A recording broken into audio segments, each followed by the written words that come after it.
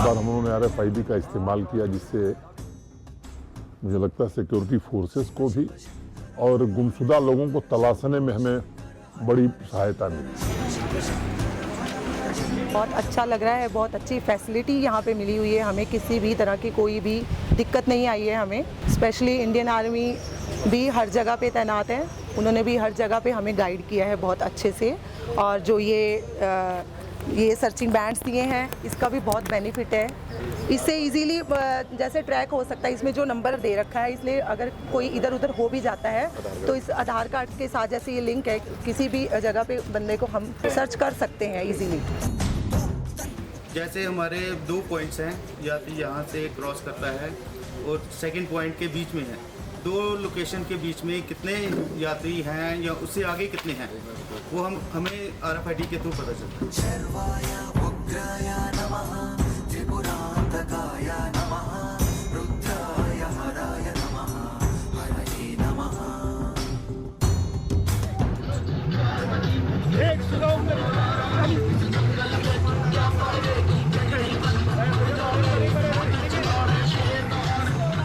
मेरे को इतना अच्छा लगा कि मैं केदारनाथ धाम भी होके आया हूँ अभी कोविड के पहले, पर केदारनाथ धाम से ज़्यादा अच्छा व्यवस्था और ज़्यादा अच्छी ग्रीनरी मेरे को यहाँ पे मिल रही है। मेरे को बहुत हैप्पीनेस फील हो रहा है और मैं आगे सभी लोगों से कहूँगा कि एक बार जय बाबा बर्फानी के दर्शन करने जरूर आए और यहाँ के पूरी वादियों का आनंद लें। जय बाबा बर्फानी।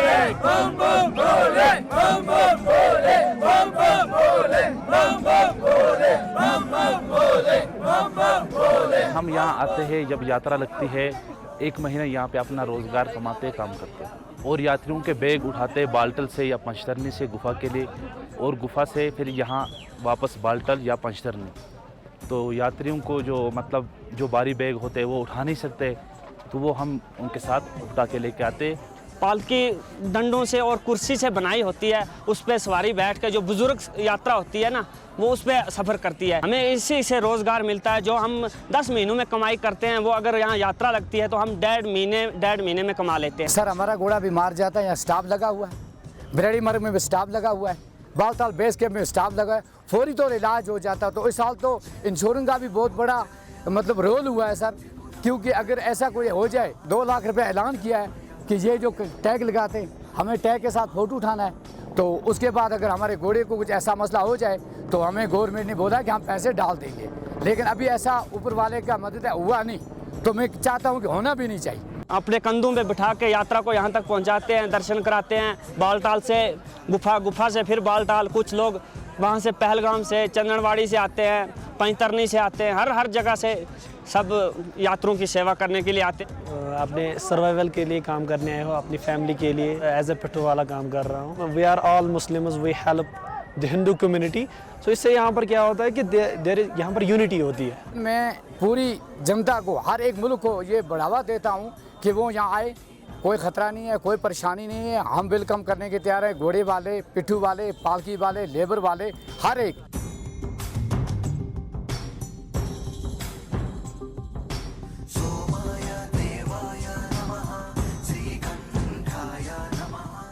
बहुत ही आनंद आ रहा है, एक अलग ही दुनिया में हैं हम। यहाँ का नज़ारा, यहाँ की सब चीज़ें बिल्कुल अलग है। जितनी मैंने सबसे बात करी है उस हिसाब से इस बार शाइन बोर्ड के द्वारा बहुत अच्छी सुविधा दी गई है, सब कुछ अच्छा है। RFID कार्ड्स के कारण कहीं पर भी रोक टोक नहीं है, अच्छे से सब दूर आना जाना सारी व्यवस्था है। सबसे अच्छी बात है आर्मी वालों ने यहाँ हमें बहुत सुविधा दी है। वो जितनी मेहनत कर रहे हैं हम लोगों के लिए, हमें उनका उससे डबल रिस्पेक्ट करना जरूरी है।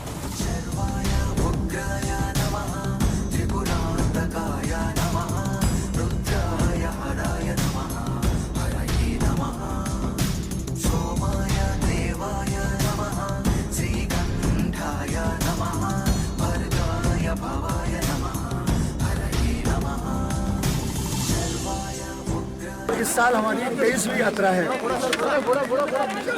हम लोग बसों से आते हैं, उसके बाद पैदल यात्रा चालू करते हैं। मैक्सिमम हम लोग पैदल ही करते हैं। यहाँ पर हमें पहले से अब बहुत कुछ सुविधाएं ज़्यादा मिलने लगी हैं। हर जगह पे वॉशरूम भी हमको बहुत अच्छे मिलने लगे हैं, रोडें भी बहुत अच्छी हुई हैं। कश्मीरी भाइयों का सहयोग तो हमेशा से ही अच्छा रहा है। हमारा हर साल बहुत अच्छा एक्सपीरियंस रहता है, हम हमेशा दर्शन करके आते हैं। यात्रा हमारे लिए एक ऐसा अनुभव है जिसके साथ हम बड़े हुए हैं और हम इसके साथ ही बड़े होना चाहते हैं। जय बम बम भोले, जय अमरनाथ बर्फानी, भूखे को भोजन प्यासे को पानी, जय अमरनाथ बर्फानी।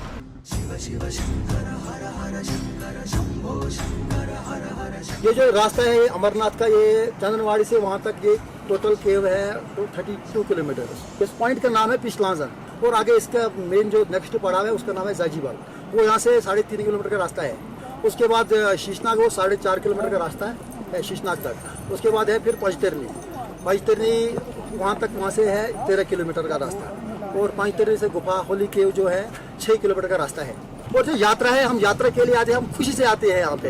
हम बड़े इंतज़ार करते हैं, बहुत ज़्यादा इंतज़ार करते हैं कि जब यात्रा आती है और जब यात्रा यहाँ आते हैं हम यहाँ उनकी मेहमान नवाजी करते हैं। और ये बात क्या है, हम यहाँ पे ये कोट वगैरह बेचते हैं, रेन कोट, जूते, जराबे, हाथ के मोजे, ये सब यहाँ पे बेचते हैं। हम भी, हमारा भी यहाँ पेट चलता है, हमारा भी गुजारा होता है यहाँ पे। और जो यात्रा है यहाँ पे, हम यात्रा के लिए कुछ भी कर सकते हैं क्योंकि वो हमारे मेहमान है। वो बाकी मतलब दिल्ली से आते हैं, लखनऊ से आते हैं, कहीं बहुत सारी जगहों से आते हैं, पूरे हिंदुस्तान से आते हैं और विदेश मतलब आउट ऑफ कंट्री से भी आते हैं यहाँ पे यात्रा के लिए। हम उनकी बड़ी मेहमान नवाजी करते हैं।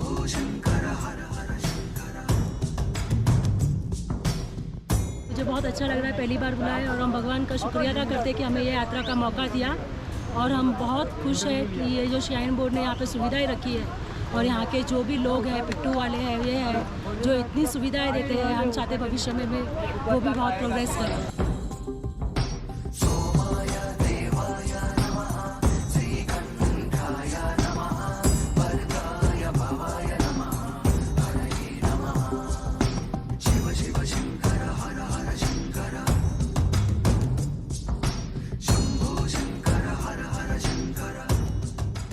जो हमारा ये शेषनाग का कैंप है, यहाँ पे जो चंदनवाड़ी से शेषनाग का कैंप का डिस्टेंस है वो करीब 12 किलोमीटर है। और जो यात्री चंदनवाड़ी से चलते हैं, चंदनवाड़ी से 11 बजे के बाद वहाँ से हमारा गेट क्लोज़ हो जाता है और वहाँ से जो यात्री चलते हैं उसमें से 90% के करीब यात्री, तकरीबन 6,500-7 हज़ार के करीब यात्री रात को शेषनाग में स्टे करते हैं। शेषनाग कैंप में हमने जो यात्रियों के रुकने की व्यवस्था है उसके लिए करीब 800 टेंट्स हैं जिनको परमिशन दी गई है और एक टेंट में 10 जो यात्री हैं वो रुक सकते हैं और जो उनके रुकने की कॉस्ट है वो 450 रुपये पर यात्री डिसाइड की गई है।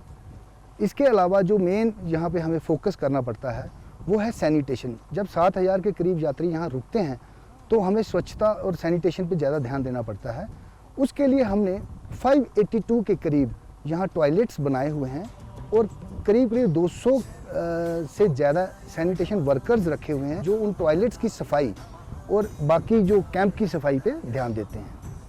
इसके अलावा हमारा जो हेल्थ सेक्टर है उस पर भी हमें ध्यान देना पड़ता है क्योंकि शेषनाग जो है ये काफ़ी हाइट पे है तो यहाँ पे ऑक्सीजन की कमी आती है।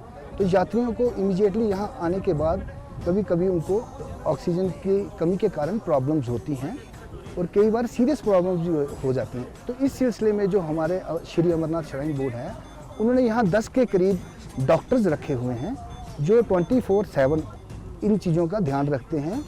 इसके अलावा यहाँ आर्मी के डॉक्टर्स भी हैं जो ITBP और CRPF की फोर्सेस यहाँ सिक्योरिटी के लिए लगी हैं, उनके डॉक्टर्स भी इसमें इनके साथ मिल के काम करते हैं।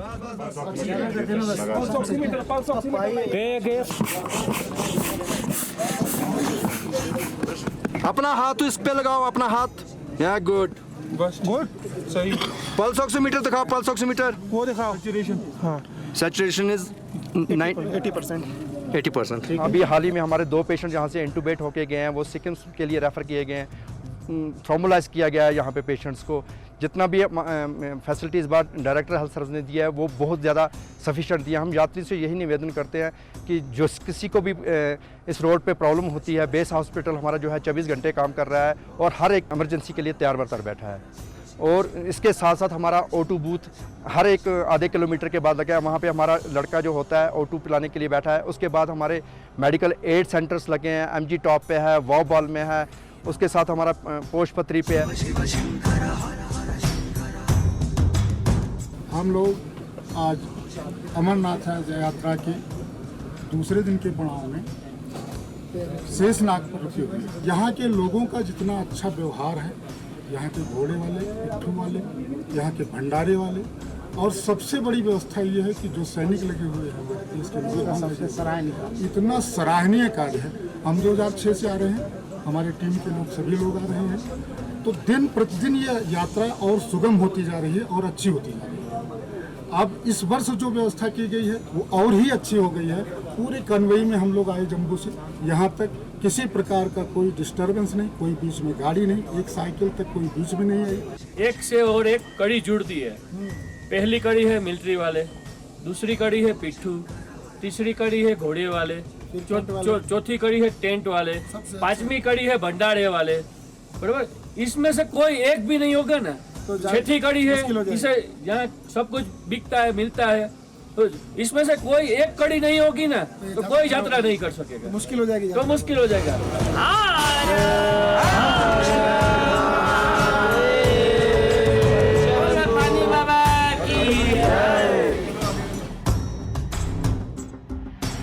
हम जेएंड के फॉरेस्ट डिपार्टमेंट से हैं, तो हम यहाँ पे यात्रा के लिए जो है फायरवुड का सर्विस प्रोवाइड करते हैं, फायर कैंप्स करते हैं जी सर, और साधु के लिए अलग से करते हैं और यहाँ पे अलग से करते हैं सर।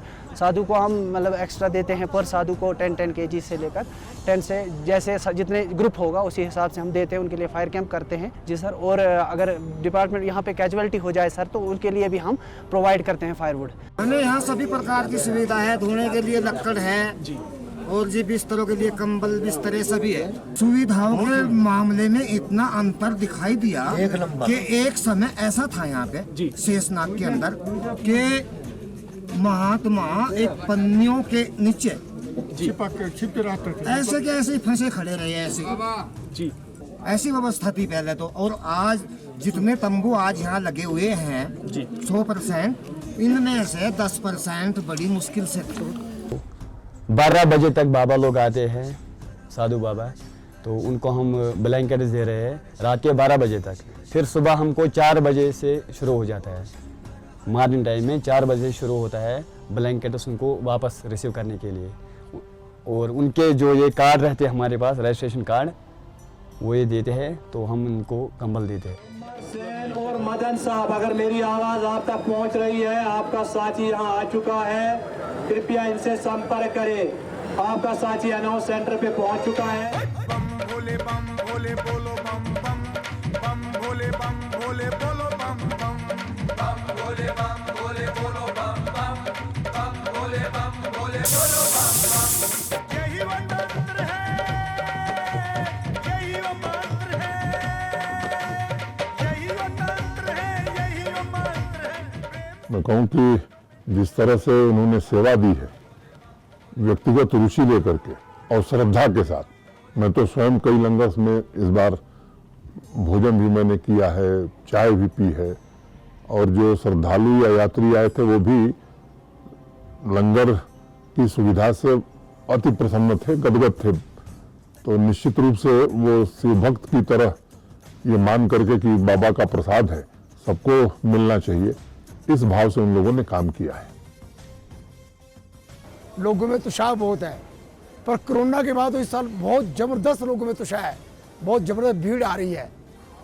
हमारी संस्था में 125 सेवादार काम करते हैं।